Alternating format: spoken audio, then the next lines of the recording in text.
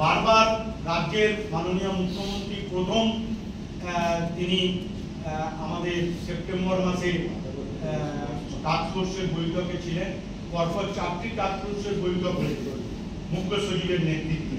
সেখানে বারে বারে প্রগতিশীল আলু ব্যবসায়ী সমিতির লোকেরা বলেছিলেন যে আড়তদার থেকে 26 টাকা কেজি দরে পাইকারি বিক্রি করবে, যেটা কলকাতার বাজারে 30 টাকা হবে এবং জেলাগুলোতে 28 থেকে 29 টাকা থাকবে। কিন্তু সেই প্রতিশ্রুতি তারা পালন করতে পারেনি। এমনকি আমরা বলেছিলাম যে 26 টাকা ওখানে কিনছে, সেই রসিদ বা চালান আপনারা দেখান, আমরা সেই চালান নিয়ে কলকাতায় খুচরো ব্যবসাদারদের আমরা বলবো যে কেন এত টাকা বিক্রি করছেন, আপনারা তো এই দরে কিনে এনেছেন।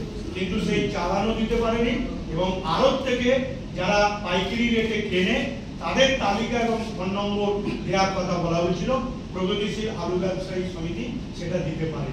তারা রাজ্য সরকারকে কোনো সহযোগিতা করেনি প্রতিশ্রুতি দিয়ে, উপরন্তু রাজ্য সরকারকে এই কর্মবিরতি এবং বন্ধের নামে একটা বিভাগে ফেলতে চাইছে।